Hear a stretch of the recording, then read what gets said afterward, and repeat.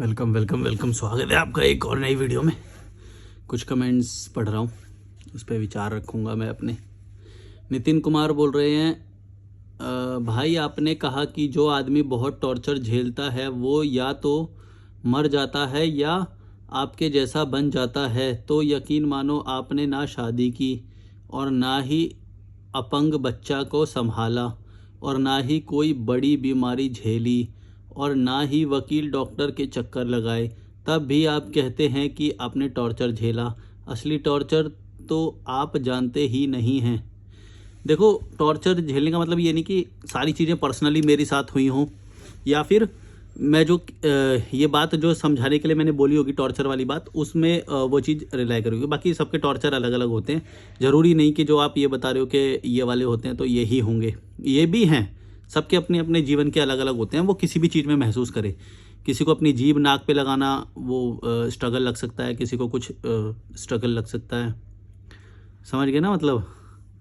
तो मतलब लोगों के अलग अलग स्ट्रगल होते हैं ना, सबकी डेफिनेशन अलग अलग होती है टॉर्चर की।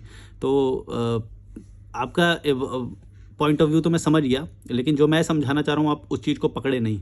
आप गलती मत पकड़ो किसी की, उस बात को समझने की कोशिश करो जो मैं बात बोलना चाहता हूँ। अगर आप ये मानते हो कि मैंने नहीं झेला तो ठीक है। मेरे को ये नहीं दिखाना कि मैं देखो मैं बहुत स्ट्रगल करके आ गया, या नहीं मैं वो टॉर्चर झेल के आया हूँ। मैं ये नहीं बताना चाहता हूँ। मैं ये बताना चाहता हूँ कि जो मेरे दिमाग में चल रहा था वो मैं आपके सामने रखना चाहता हूँ कि मेरे दिमाग में ये चल रहा था। अब भले ही वो फिज़िकल रूप से या बाहरी रूप से या किसी और के पॉइंट ऑफ व्यू से वो टॉर्चर किसी को लगे या ना लगे, मेरे को वो चीज़ महसूस हो रही थी, मैं ये बोल रहा हूँ। और शायद मैं इमोशनल भी हुआ करता था, तो फिर मैं लोगों से भी कनेक्ट करके उनकी भी वो बहुत सुनता था। और इवन मैंने ऐसे टाइम भी मैं हुआ है कि मैं स्पेशली क्यूरोसिटी से बोल लो, या फिर मतलब एक चीज़ वो जानने के लिए कि मतलब किस किस तरह के पेशेंट आते हैं या किस किस तरह के मरीज आते हैं, मैं हॉस्पिटल जाया करता था। मतलब आपको ये बहुत ऑड लग सकती है कि कोई हॉस्पिटल क्यों जाएगा। और हमारे यहाँ पे एम्स है दिल्ली में, सफदरजंग है ना। और एक और है तालकटोरा के पास है, राम र से नाम है उसका, मेरे को याद नहीं आ रहा, तालकटोरा स्टेडियम के पास। तो मैं ये बताना चाह रहा हूँ कि मैंने वो सब महसूस किया, मैंने देखा कि ऐसा क्यों हो रहा है, वो हो रहा है। बाद में ये सब फिर मेरे को उन लोगों से ना फिर वो हो गया। पहले तो मेरे को बहुत इमोशनल वो आता था कि यार ये क्यों हो रहा है इन लोगों के साथ, बेचारे ये वो ऐसे आ रहे हैं, किसी का फूटा हुआ है, किसी का कुछ हो रहा है, किसी का कुछ हो रहा है, कोई हाथ में थैली लेके यूरिन लेके। तो एक तो ये भी था कि मेरे को इससे नॉलेज मिलती थी, मतलब मैं देखता था, ऑब्जर्व करता था कि हाथ में ये थैली क्या ले रखी है। बाद में पता चला उसका सूसू उसमें कलेक्ट हो रहा है। तो ऐसा करके मतलब मेरी नॉलेज भी बढ़ती थी। मतलब मैं क्यूरियस बहुत था कि कैसे कैसे तो मैं सोचता था कि किस किस तरह के पेशेंट आते होंगे, क्या होते होंगे। तो वो सब ऑब्जर्व करने के लिए मैं हॉस्पिटल में जाया करता था। मेरी क्यूरोसिटी का लेवल तुम लोग जानते नहीं हो कि मैंने जो क्या क्या किया है अपनी क्यूरोसिटी को शांत करने के लिए। तो ये वाली बात शायद आपको ऑड लगे, लेकिन मैंने वहाँ पे भी दुख देखा। तो मेरे को ये बात समझ में नहीं आती थी कि यार ये क्यों हो रहा है, इतना क्यों हो रहा है इन लोगों के साथ, बेचारे बेचारे ऐसे करता था। इमोशनल टाइप का था मैं, मतलब पहले तो। लेकिन बाद में धीरे धीरे पता चला कि ये इमोशन इनके लिए रखना बेकार की बात है। ये तो लालची लोग हैं। मतलब इनके पास पैसे नहीं थे, कुछ नहीं थे, फिर भी बच्चा पैदा करा। बच्चा तो सड़क पे खेलेगा ही, सड़क पे खेलेगा, फिर एक्सीडेंट होएगा, फिर उसको पकड़ के ला रही है माँ ऐसे करके। तो मतलब मैं समझा रहा हूँ कि जब तुम ये धीरे धीरे बहुत बाद में समझ में आई मेरे को ये बात कि इन लोगों के लिए एम्पैथी रखने का कोई वो नहीं है, क्योंकि ये जानबूझ के उस चीज़ में फंसते हैं, उस सर्कल में, क्योंकि लालची बहुत है ना ये लोग। एक मिनट रुकना।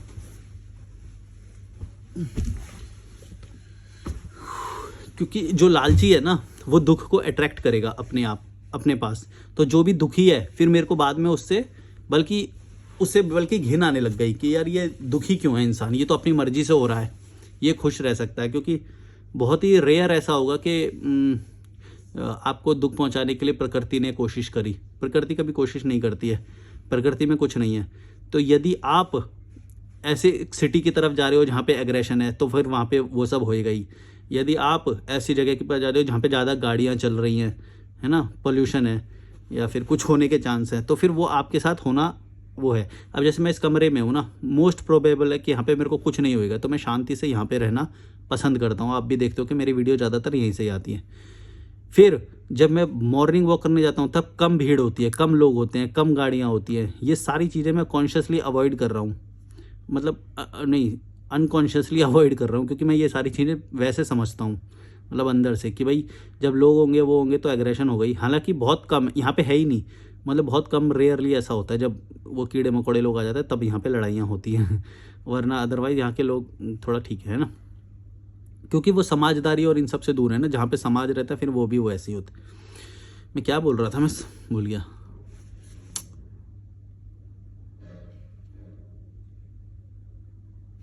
आपने कहा टॉर्चर झेला, हाँ, तो मैं ये बोल रहा हूँ कि मैं पहले थोड़ा वैसा था इमोशनल, अब मेरे को वो सब नहीं होता है।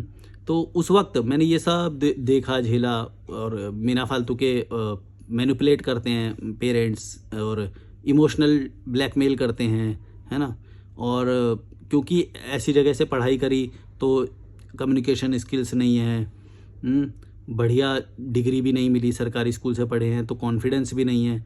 तुम जैसे एनवायरनमेंट में रहते हो वैसा ही कॉन्फिडेंस बनता है। ये बात मेरे को बहुत लेट में समझ में आई। और यदि आपके बच्चे को सरकारी स्कूल में डाला गया तो उसको वहाँ पे वैसे ही लोग मिलेंगे, तो होगा क्या, जब बेटर लोगों के बीच में वो बैठेगा, कॉन्वेंट वाले या फिर और कोई लोग, तो उसको बहुत इन्फीरियोरिटी फील हो सकती है, जो कि मेरे को भी हुआ, और कॉन्फिडेंस भी लो रहेगा। तो समझ रहे हो ये दोनों चीज़ें क्या हैं, क्यों अच्छे स्कूल में डालना बहुत ज़रूरी है। इसलिए नहीं कि पढ़ाई वढ़ाई बहुत ज़्यादा ज़रूरी है या वो, क्योंकि वो एनवायरनमेंट, वो लैंग्वेज, वो बिहेवियर, वो खाना, वो अगर वो बाद में वैसा देखेगा तो वो एकदम सहम जाएगा कि यार ये मैं, मतलब वो क्या आ गया, या फिर सामने वाले से वो थोड़ा सा एक आंख नीचे करके बात करेगा। समझ रहे हो मैं क्या बोल रहा हूँ। तो ऐसा हुआ मेरे साथ, मैंने ये सब फील किया, है ना, कि मतलब मैं सरकारी स्कूल से मैं सहम जाता था, मतलब वैसे, और वो सब क्योंकि देखा ही नहीं, हम तो वैसे उससे आए हैं। लेकिन धीरे धीरे मेरे को एक बात समझ में आई कि अगर मैं ये सारी चीज़ें सीख लूँ, ये लोग क्या खाते हैं, क्या पहनते हैं, कैसे बात करते हैं, कैसे टाइम स्पेंड करते हैं, इनके पास क्या नॉलेज है, तो फिर मेरा लेवल ऑफ कॉन्फिडेंस इनके बराबर आ जाएगा। और वही हुआ मेरे साथ। अब मेरे को किसी से वो नहीं फील होता है, बल्कि मैं फाड़ के रख दूं सामने वाले को। लेकिन फिर भी अभी भी है, मतलब कुछ लोग मैं सीखता हूँ अभी भी। ऐसा नहीं है कि भाई हर किसी के सामने मैं शेर बन रहा हूँ, तो मैं बहुत सारी चीज़ें अभी भी सीखता हूँ। लेकिन वो चीज़ समझ में आ गई, तो उससे क्या हुआ, ये बहुत सारी चीज़ें जो मेरे अंदर बैठा हुआ था, डर बैठा हुआ था, और यही सब चीज़ें इंप्रूव करने के बाद ही तुम्हारे पास जब कॉन्फिडेंस आ जाता है, वो आता है, पैसा आता है, लोग बिहेवियर, आपका एक पर्सनैलिटी ग्रो होती है, तब वो सारी चीज़ें जो आप बोलते हो कि पैसा होना चाहिए, ये होना चाहिए, वो सारी चीज़ें अपने आप बाद में आती है ना। जैसे मेरे को लोग आज 1000 रुपये दे के बात करते हैं, ऐसा क्यों होता है बताओ। क्यों मेरे से 1000 रुपये दे के कोई मेरे से बात करेगा, क्योंकि मैंने ये समझा था कि ट्रैवल अगर मैं करूँगा बहुत सारा, मतलब लद्दाख से लेके कन्याकुमारी, गुजरात से लेके उड़ीसा, बंगाल, वहाँ तक ट्रैवल मैंने किया, तो ये सारी चीज़ों से मेरे को बहुत सारी चीज़ें ऑब्ज़र्व हुई, सीखने को मिली, और एक मेरी थिंकिंग डेवलप हुई, जिसकी वजह से मुझे लोग कॉल करते हैं। सरल जीवन क्या होता है, लोग किन वजहों से अपना कठिन जीवन बना रहे हैं, कैसे सुखी कुछ लोग रह रहे हैं, और कैसे कुछ लोग दुख को अट्रैक्ट कर रहे हैं, और कुछ लोग इन्वॉल्व हो जा रहे हैं, प्रेशर रह रहे हैं, कैसे झूठ बोल रहे हैं लोग, कैसे आपस में जेलसी कर रहे हैं। ऐसी बहुत सारी चीज़ें ऑब्ज़र्व हुई मेरे को, कैसे मेरे साथ बिहेव कर रहे हैं जब मैं थोड़ा सा वैसे साधारण कपड़े पहन रखे और गरीब सा दिख रहा हूँ, और कब अलग तरीके से ट्रीट करते हैं, और जल्दी लिफ्ट मिल जाती है जब मैं अच्छा दिखाई दे रहा हूँ। तो उससे ये बात समझ में आई कि अच्छा दिखना बहुत ज़रूरी है।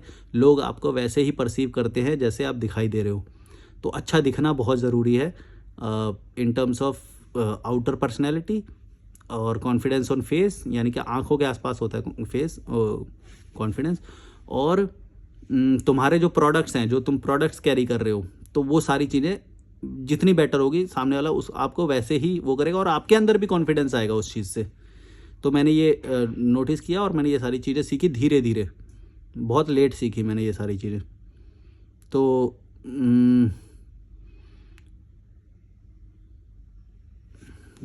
क्या मतलब क्या था, मैं भूल जाता हूँ।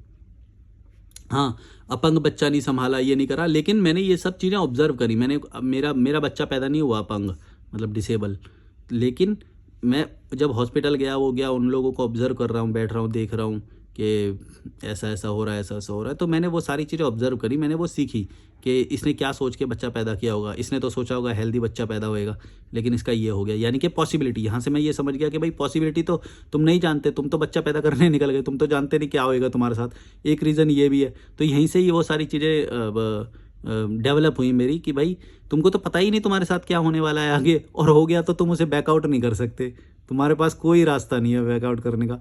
तो ये सारी चीज़ें मेरे दिमाग में घर कर गई, मैंने देख लिया था दुख को। अरे ये तो स्टोरी बुद्धा की भी है ना। ये तो स्टोरी बुद्धा की स्टोरी में है कि वो जब पहली बार जब महल से निकले तो उसने दुखी आदमी को देखा, एक बूढ़े आदमी को देखा, ऐसे ऐसे करके तब उसकी वो डेवलप हुई। अरे वाह, मैं बुद्धा बनूंगा मतलब। मतलब दुख को तुम देख के भी ऑब्जर्व कर सकते हो, जरूरी नहीं तुम्हारे साथ ही घटित हो सारा। अगर तुम्हारे अंदर एम्पैथी होगी और सिंपैथी होगी तो तुम समझ लोगे दूसरे वाले का दुख। और ये कुछ लोगों में क्वालिटी होती है, सब में नहीं होती है। इसीलिए मैं तुम्हें भी एक और बात बताऊं, एक बात बताना चाहता था मैं आते हुए। आज मैं ये सोच रहा था, मेरे को ना इस पूरी यात्रा में या आजकल भी मेरे को ऐसे बहुत सारे लोग मिलते हैं जो ना सही जीवन जी रहे हैं।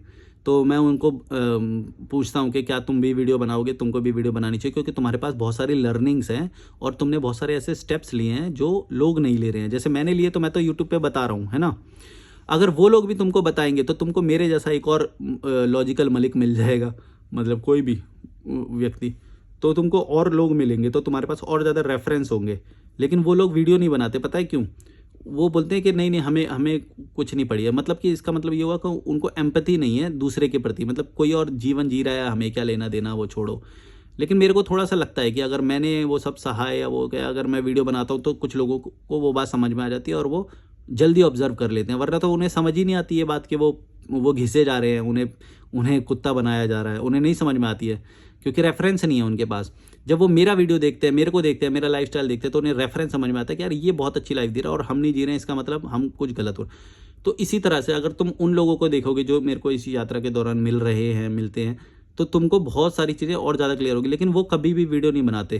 तो मैंने उसका रीज़न समझा उनसे, तो वो बोलते कि नहीं नहीं हम तो ऐसे ही खुश हैं और हमें फ़र्क नहीं पड़ता। ठीक है, ये तो मतलब इसका मतलब ये है कि उनको इससे लेना देना नहीं कि और कोई का जीवन हम बेटर करें या वो, तो वो अपनी लाइफ में खुश हैं और कोई किसी को वो नहीं बोल सकता। मतलब ठीक है, वो उनकी मर्जी, वीडियो नहीं बनाए या बनाएं। तो मैं तुम लोगों को से भी इसलिए ये बात बोलता हूँ कि अगर तुम्हारे अंदर थोड़ी भी एम्पैथी है कि भाई तुम्हारी गलत चीज़ों से कोई और संभल सकता है, तो उसकी बहुत बड़ी हेल्प होगी। लेकिन इसके लिए तुमको कुछ लोगों को नाराज़ करना पड़ेगा। मतलब मैंने बहुत सारे लोगों को नाराज़ किया है, मतलब वो उनकी एक्सपेक्टेशंस थी मेरे से जो मैंने फुलफ़िल नहीं करी। तो ये भी झेलना पड़ता है। देखो, तुम्हें किसी की लाइफ बेटर करने के लिए तुम्हें कुछ सेक्रीफाइस करना पड़ेगा। और मैं ऐसा कुछ अब तो इमोशनल मैं हूँ नहीं हूँ, क्योंकि मैंने एक टाइम पे इमोशंस बहुत फील करे हैं सारे। मैं पिक्चरें देख के भी रो जाया करता था। तो क्योंकि एक अंदर की वो फीलिंग मैच करने वाली बात होती है, वो किसी किसी के अंदर होती है। तो जो अगर वो फील कर सकते हो आप, तो वो होता है। सब लोगों के साथ नहीं होता है, वो पत्थर होते हैं, तो फिर उनको फ़र्क। ओह, एक मिनट यार, मैं पानी पी लेता हूँ, ज़्यादा बोल गया मैं लगता है। ये देखो, ये मेरा फ़ोन ऐसे खड़ा हो जाता है ना, दिखाऊँ? ये देखो फ़ोन ऐसे खड़ा हो जाता है। अब इसी के पीछे मैं ये रख दूँगा और शायद आपको दिखाई दूँगा मैं। हाँ, गिरियो मत गिरियो मत गिरियो मत। पानी पी लेता हूँ यार, ज़्यादा बोल गया मैं। और छोले कुलचे खा के आया था मैं। अरे मैं गलत बता देता हूँ यार, तुम लोग सोचोगे क्या हेल्थ की बात करता है, क्या बता रहा है ये। पर कभी कभी चाट ये सब खाने का मन करता है तो।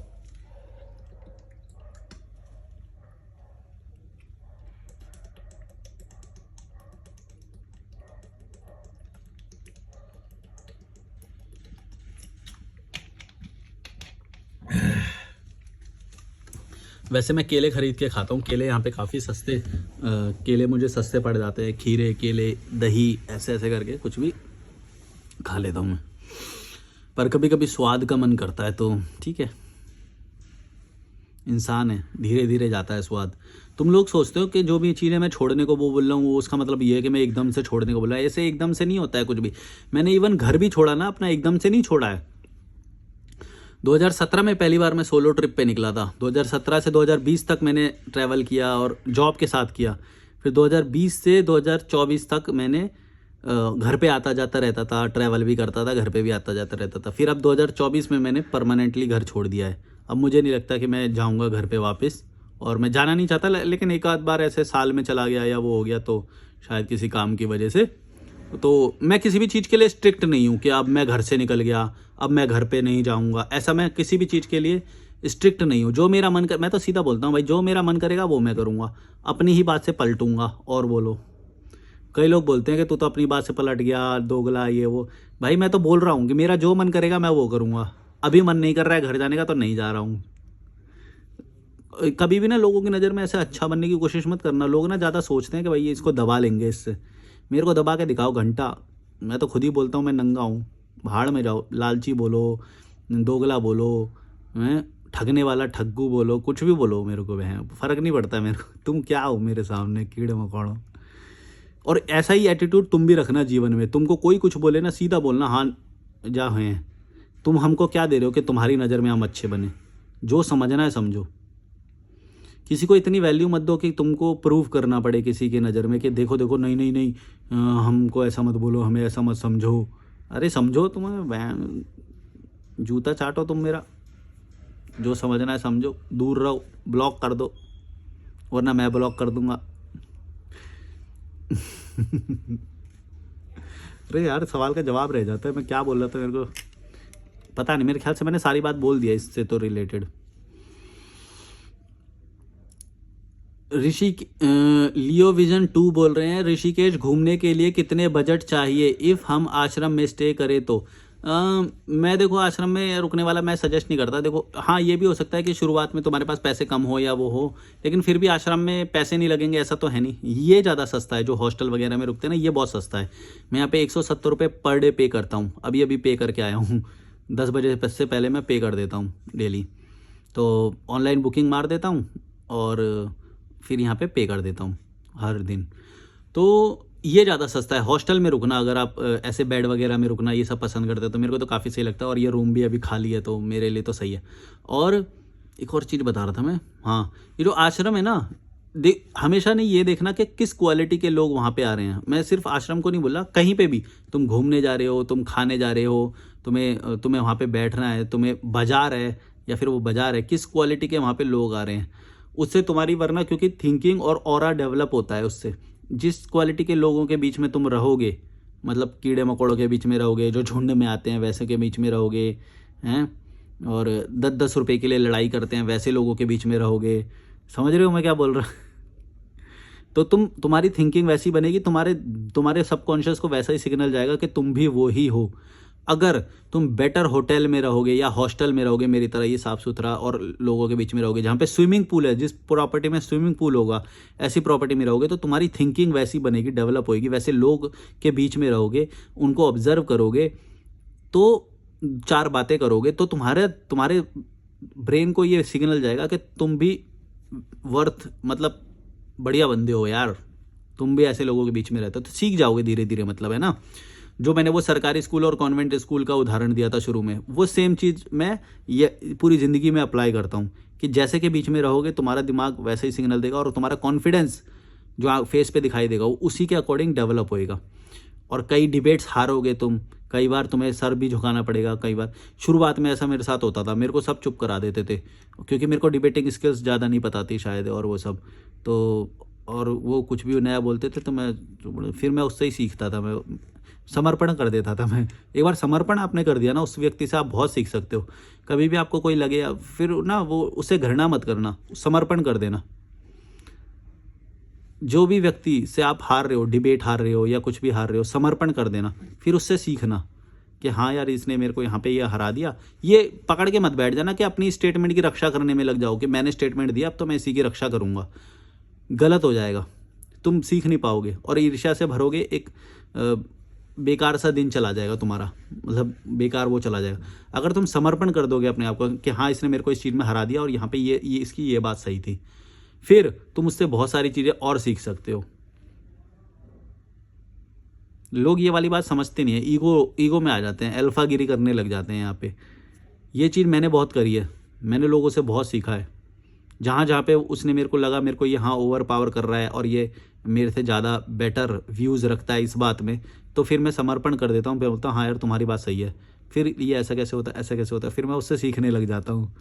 ये मेरी एक बहुत ही बड़ा शस्त्र है ये तुम्हारे लिए। अगर तुम ये चीज़ समझ गए ना जिस दिन, तुम्हारा जीवन सरल हो जाएगा, तुम्हारे कॉन्वर्सेशंस सरल हो जाएंगे। जहाँ पे तुम्हें लगे कि हाँ यार ये यहाँ पे वो ऐसा हो गया, वहाँ पे समर्पण।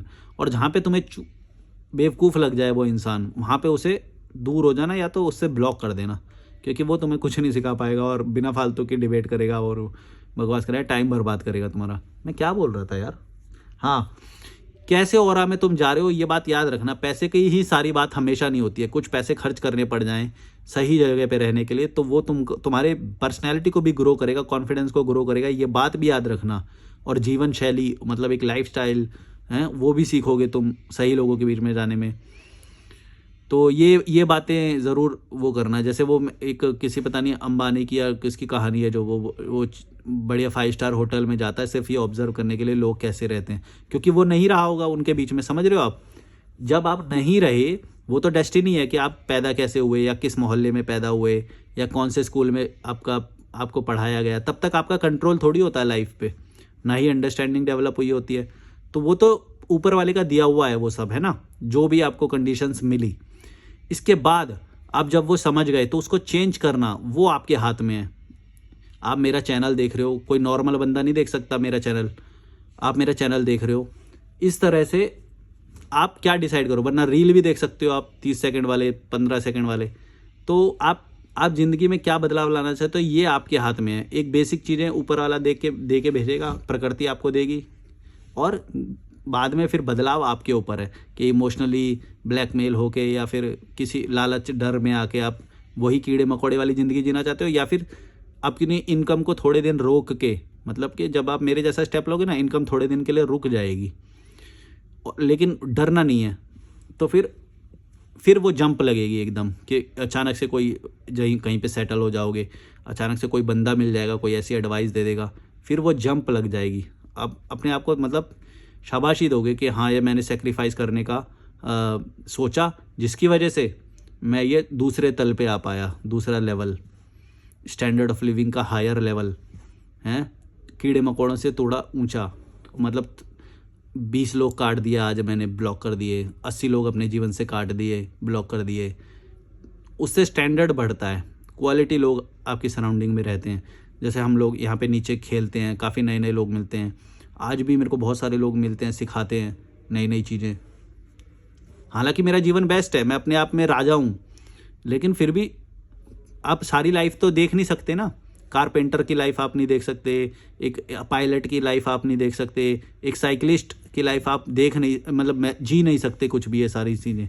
एक साइकिलिस्ट होगा, एक आयुर्वेद का वो होगा स्टूडेंट, अभी मिले थे रात को मुझे, तो उन्होंने मेरे को बताया, तो मैंने उनको बोला कि आयुर्वेद का तो मार्केट है नहीं उसमें, मैंने बोला उनसे, तो बोले नहीं नहीं, ये जो आप स्पा और वेलनेस देखते हो ना, वो भी एक आयुर्वेद का ही वो है। मैंने बोला हाँ, उसका बड़ा मार्केट है, वो मैं समझ गया। तो फिर उससे मेरा विज़न बढ़ा, एक सीखने का वो मिला कि हाँ यार आयुर्वेद में ये चीज़, क्योंकि मेरे को खुद भी स्पा और वेलनेस में इंटरेस्ट है, मैं वीडियोज़ वगैरह देख के वो सब सीखने की कोशिश करता हूँ। मेरा काफ़ी वेलनेस में काफ़ी मेरा इंटरेस्ट है कि वो अगरबत्ती लगा दी इस रूम में, या वो मैं अगरबत्ती लाने वाला हूँ अभी, तो वो सब मैं करूँगा। मेरे को परफ्यूम्स अच्छे लगते हैं, ऑयल होते हैं जो, और जो ये तकिए में जो वो खुशबू मार देते हैं, क्या दिन बन जाता है। ऐसा मन करता है जैसे नहा के आते हैं, वो स्प्रे मार दिया, बेडशीट नई बदल दिया, फ्रेश एकदम, क्या मज़ा आता है। मैं क्या बात बोल रहा था यार, हाँ नहीं भूल गया, हाँ मतलब कि नए नए लोग मिलते हैं तो नए नए वही। चलो लाइक शेयर सब्सक्राइब।